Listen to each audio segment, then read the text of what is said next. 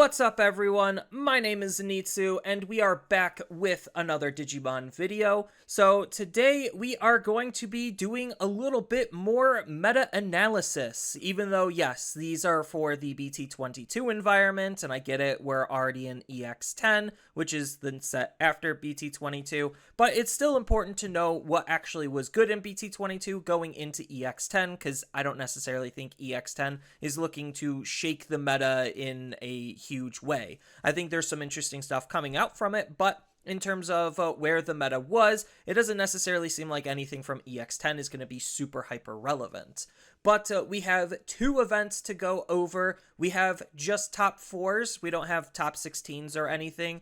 These are posted on Bandai's social medias. I'm just using Facebook because Facebook's an easy place to look at. Before we dive into the events and look at the decks that actually won, if you're enjoying this type of content and you want to see more, feel free to leave a like and subscribe, and don't forget to hit that notification bell so you could stay up to date for when I upload or go live next, and please tell me your thoughts about any of the decks down in the comments below. And with that, let's take it over to the first event that we have out of the two that we're going to be looking at today.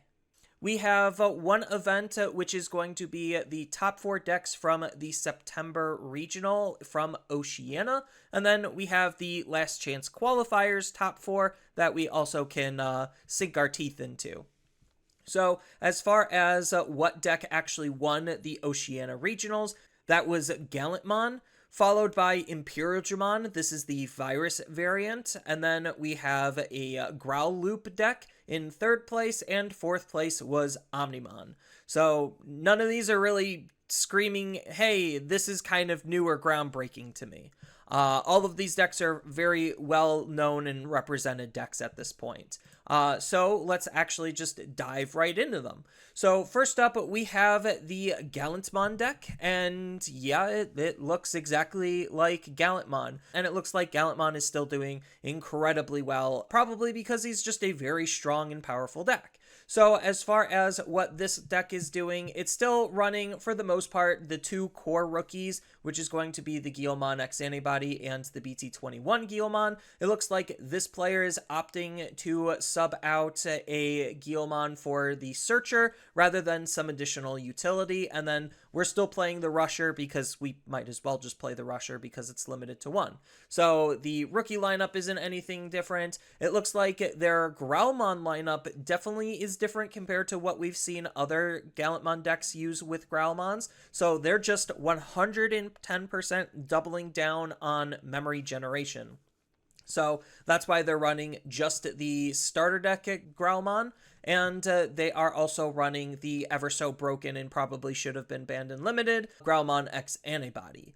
Then when it comes to their level 5s, they're just running, you know, the classics. A lot of decks are just mainsteading the 4 of the BT12 War Growl. Mostly the memory generation is the key aspect, because we do also want to digivolve into the War Growl X Antibody to further delete the opponent's Digimon, control the field, add some additional protections. It's just a very good card. Plus the inheritable security tech +1 could just help end games, because, you know, dealing lots of damage and applying lots of pressure, especially when the opponent can't respond, is going to be very strong and good. And then when it comes to the Gallants, it's literally not anything we haven't seen, and they are using Omnimon X Antibody as their finisher, and just like in North America, they are going to be using only Cool Boys and subsidizing Cool Boys with the X Antibody and Proto form to be able to find all of the X cards and actually utilize their X cards, but they're still running a little bit of tech with the Crimson Blaze splashed in, and the ever so classic stack-based trio staples, which is Memory Boost, Scramble, Offense Training. So yeah, not anything surprising there, and then they're just electing to use their egg to draw cards. So looks fairly decent, and yeah, it obviously did them well. Then going on to Imperialdramon, this is, yeah, just more virus Imperialdramon. It is interesting that they are running the ace, where most people elected not to run either of the aces because aces tend to be a liability, but I guess if they feel like they can't close out the opponent or form their loop again to actually win the game, they wanted aces to try to fall back on as a good defensive plan, because the core strat is literally just use your one card combo starter once you have everything set up in your trash to be able to then use the promo Shadramon to enable basically going all the way up into a fighter mode. Then fighter mode's going to try to floodgate the opponent, and then you're going to reset with your one card starter. So yeah, it just is an OTK deck that's doing exactly that. I don't really know what else to say. I guess the other cool tech cards that this deck is running is it's using Janai's House for some extra DP and security manipulation. So that's kind of cool. And then it's also using Demonic Disaster, because if it gets an extra body out, then it could just sacrifice it to be able to get an extra attack out, which is really good at closing out games. Plus, also the security ability playing a rookie is not terrible in case the opponent can't actually deal with that rookie. Then you could kind of just use that with your one card combo starter to be able to just kind of go off sort of on the opponent's turn. And then Salamon is also another cute card because it's kind of similar to the Wormmon. So yeah, it looks pretty decent and reasonable overall. And obviously it did them well getting in second. Then we have the Growl Loop. So yeah, this is exactly as it sounds. It is just trying to utilize the Growlmon X antibody to be able to kind of just loop itself. And it's actually doing some pretty interesting stuff. So they did swap from purple base to red base because they are playing the Phoenix combo. So the Phoenix combo, if you're unfamiliar, is the fact that Phoenixmon X Antibody is a 13k DP Digimon. So you could use a promo Gallantmon to delete it, then play out an Oryumon off of the Phoenix X's ability, and then that lines you up for a DNA into Alpha or you can Ace. So yeah, that's essentially the whole thing. And then they just have a little bit of like Gallantmon stuff to fall back on. So in case they don't set up the Alphamon or Ryukin stuff, then they're just going to be using Gallantmon X Antibody to kind of just do what the deck wants and needs from it. So yeah, it's interesting to see that this is the approach that the deck that they tried to hit is taking. Swapping from purple to red and just running less Garudamon X to enable that. And they're now subsidizing Growlmon X Antibody. And they're not afraid to do that because they still have the Protoforms and the Cool Boys to be able to enable all of that. And the fact that you still have the low-level X's can enable the Cool Boy. So yeah, it all kind of just makes sense on how this deck functions. And it's still a very strong deck at that. And then the last deck for this event as far as the top 4 data is the Omnimon deck. So this is actually a Omnimon deck that is not using the black base. Thank you for not using the black base. There is more than just the black base that makes this deck viable. I'm just happy to see it's not black base. I know black base has its own pros and cons, just like red base, and that's why red base is still pretty decent. So you have the Koromon that's going to be drawing you cards, plus Koromon also enables your Greymon to do all of the Greymon stuff because it does need a Koromon in its inheritables. So that's kind of nice. The Greymon is still a tech card that's going to be removing the opponent's floodgates. So it looks like that was important in North America, and it's important here. So it looks like people are definitely respecting Omnimon enough to run floodgates, and we're respecting those floodgates enough to actually run an answer to them. So cool there, but because they are on red eggs, they are going to be opting to run the BT17 Agu and Gabu instead of the black Agu Gabu. So yeah, just more Agus and Gabus. You have consistency on your colors and evolutions, so it all makes sense there.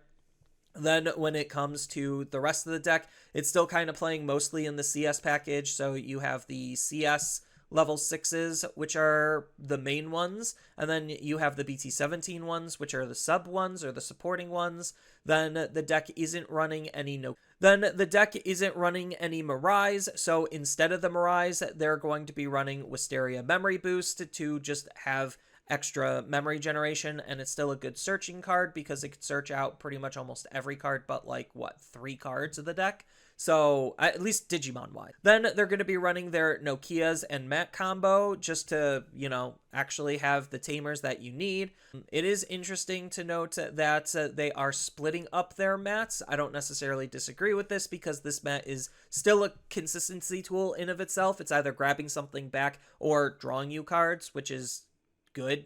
And it looks like they're heavier on the CS card. So CS Omnimon is their main Omnimon, and then they're just teching in the Alter S and Ace. Most people run one Ace because Ace is kind of a liability and it's not super great. And from what I've personally experienced playtesting the deck, it doesn't seem like there's that many great Ace opportunities, even though Ace is still a strong card. It just feels like out of the three, it's the weaker and harder one to use. But it's still a very good card because it presents a mind game threat that the opponent is definitely going to have to respect. And they are also going to be running an Alter B because you're already running a whole bunch of Omnimons, so you might as well run Alter B to try to act as an alternative win condition. So it makes sense on how this deck functions. It still has the same core because, it's still an Omnimon deck. So that is the Oceania event, and if we bypass all of the spoilers, we recently got access to the top 4 from the Last Chance Qualifiers that happened at the Season 1 Finals in Dallas, Texas. So we've been kind of wondering, hey, what actually did well in the Last Chance Qualifiers? And, well, now we have the answer. So first place out of that, because I think it was a, at least 3, maybe 400-man pod. So top whatever made it into the actual main tournament. But as far as the event goes, in terms of what was able to find success and win, we have the winner, which was a Light Fang Nightclaw deck. Then in second place, we have a LordKnightmon deck. And in third place, we have Blue-Green Imperial. And in fourth place, another Light Fang and Nightclaw deck. So we'll go over them in order. So as far as the first place deck, it looks like they are more in line with the Floodgate type style that the deck usually plays towards. So it's still doing a lot of the same classic stuff that all of the other Light Fang Nightclaws that we've seen had success are doing. So they're running mainly the Broken Red Tamer with the new Sayo as the supporting Tamer. Then they are still on the Double Luna, 1 Corona. They're still on the Double Lekis, 1 Flare, 1 Gao. I mean, in terms of the different ones, obviously they're not running one of these. Then they're on the Double Cressy and Flare combo, and they're still on Hexablow, Mirage, Diana. And they're just teching in Apollomon so that way they have an alternative way to try to punch the opponent pretty hard, and Apollo being on brand means it's an easier card to use at times. Then when it comes to the level 7s that this player is electing to use, it's still continuing with the Floodgate train, where they're leveraging mostly Shine Greymon Ruin modes, and they're splashing in a Paladin mode Ace to try to hose on the opponent's grave if they're a grave-based strategy. And they are also going to be utilizing a Omnimon X antibody because, again, the color consistency is there, and he's just a win button, essentially. But they're still trying to essentially floodgate the opponent out of actually reasonably playing the game, mostly with Diana, Hexablow, Mirage, and Shine Greymon, which they could actually use on top of Diana. So, yeah, good stuff all around there. Then when it comes to the Lord Knight deck, they are actually utilizing the mixed package of mostly just the Growlmon cards with a little bit of Cerberus stuff teched in. So instead of the Growlmon level 5s, they're just running Cerberusmons instead, which, I mean, it makes sense. It's all still X antibodies, and the fact that the Cerberusmons don't necessarily care what these are it just makes sense. So they're running the classic purple low-end stuff.